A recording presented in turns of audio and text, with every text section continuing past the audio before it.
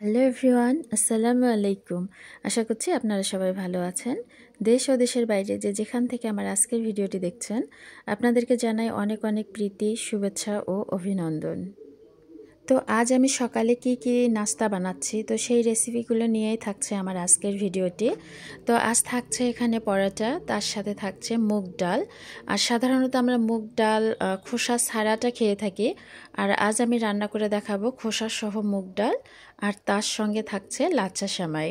তো শুরু করা যাক। তো আসলে এই ডালটা রান্না করার ক্ষেত্রে রাতে ভিজিয়ে রাখলে ভালো হয়। তো আমার যেহেতু আসলে প্ল্যান ছিল না, তো আমি এখনই এই যে ডালটা নিয়ে নিচ্ছি। তো ডালটা নেওয়ার পরে আমি যেটা করব, এর মধ্যে গরম পানি দিয়ে দিব। আর গরম পানিটা দিলে হয় কি, ডালটা খুব তাড়াতাড়ি নরম হয়ে আসে।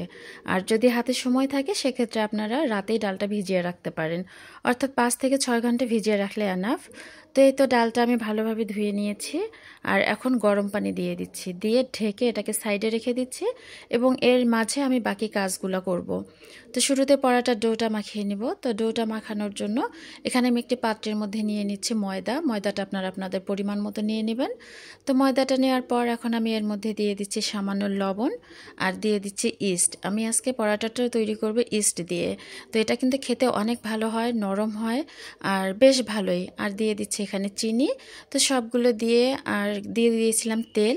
তো সবগুলো খুব ভালো করে মিশিয়ে নিচ্ছি। আর এখন সামান্য কুসুম গরম পানি অল্প অল্প করে দিয়ে আমি একটা নরম ডো বানিয়ে নিব। তো পানিটা কিন্তু অল্প অল্প করে দিয়ে মাখাতে হবে, আর ইস্ট থাকার কারণে এটা কিন্তু বেশ স্টিকি টাইপের হয়ে যাবে। আর ভালোভাবে মাখাতেই থাকবেন, দেখবেন যে একটা পর্যায়ে এসে এটা ঠিক হয়ে গেছে। আর বেশি স্টিকি মনে হলে হাতে একটু করে ময়দা নিয়ে নেবেন, আর এটাকে মাখিয়ে নেবেন। তো এই তো আমি মাখিয়ে নিচ্ছি। তো এই তো আমার মাখানো হয়ে গেছে। এখন হাতে সামান্য তেল নিয়ে ডোয়ের উপরে দিয়ে দিচ্ছি এবং নিচেও দিয়ে এটাকে কাভার করে ঢেকে রাখবো, এবং বাকি কাজগুলো আমরা এর ফাঁকে করে নিব। মোটামুটি এটা 30 মিনিটের মতো ঢেকে রাখতে হবে। ইস্ট আছে এজন্য মোটামুটি 30 মিনিট রাখলেই এটা ভালো হবে। তো এর জন্য লাচ্চা সেমাই রান্না করবে, এর জন্য আমি বাটিতে পরিমাণ মতো সেমাই নিয়েছি, আর এখানে দিয়েছি কিছু কিশমিশ। আর একটি পাতিলে আমি দুধ গরম করে নিয়েছিলাম চিনি, এলাচ আর দারচিনি দিয়ে। তো এখন সেমাইয়ের উপরে সেটা দিয়ে দিচ্ছি। খুব সহজভাবে আমি আসলে রান্নাগুলো করে দেখানোর চেষ্টা করছি আপনাদেরকে। তো ডেকোরেশনের জন্য উপরে কিছু রোস্টেড কাজু বাদাম দিয়ে দিচ্ছি, আর দিয়ে দিচ্ছি কিছু কিশমিশ। আপনারা আপনাদের পছন্দ মতো নাটস ব্যবহার করতে পারেন, চাইলে নাও পারেন। তো ঢেকে আমি 10 মিনিটের জন্য রেখে দিচ্ছি। তো এতে ফিরে এলাম 10 মিনিট পর, দেখেন আমাদের সেমাইও হয়ে গেছে। তো আমি এটা সাইডে রেখে দিচ্ছি। তো এবারে আমি ডালটা বসিয়ে দিব। তো দেখতেই পাচ্ছেন যে ডালটা বেশ খানিকটা নরম হয়ে আসছে। তো চুলায় একটি প্রেসার কুকার বসিয়ে দিলাম, আর দিয়ে দিচ্ছি তেল। আর এখন দিয়ে দিব পরিমাণ মতো পেঁয়াজ কুচি। তো পেঁয়াজটা একটু ভাজা ভাজা করে নিব। সোনালি হয়ে আসলে এখানে আদা বাটা, রসুন বাটা আর কিছু গরম মশলা দিয়ে দিলাম। তো দিয়ে ভালোভাবে নাড়াচাড়া করে নিব। আর এখন কিছু গুঁড়া মশলা দিয়ে দিচ্ছি, হলুদ গুঁড়া, মরিচ গুঁড়া, জিরা আর ধনিয়া গুঁড়া। তো যেন পুড়ে না যায় এজন্য আমি সামান্য একটু পানি দিয়ে দিচ্ছি। পানি দিয়ে এটাকে ভালো করে কষিয়ে নিব। তো এই তো মশলা থেকে তেল ছেড়ে দিয়েছে, এখন আমি ডালটা দিয়ে দিচ্ছি। তো ডালটা দিয়ে আমি বেশ কিছুক্ষণ এটাকে ভুনে নিব বা কষিয়ে নিব। আর টমেটো যদি থাকতো, টমেটো দিলে আরও এটা ভালো হয়, বাট আমার কাছে এই মুহূর্তে টমেটো নাই। তো এই তো আমি এভাবেই ভুনিয়ে নিচ্ছি।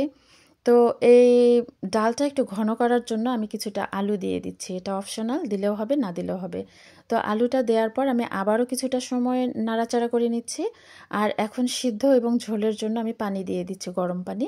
তো পানিটা দেওয়ার পর আমি প্রেসারের ঢাকনা দিয়ে এটাকে 2 থেকে 3টা সিটি দিয়ে নিব।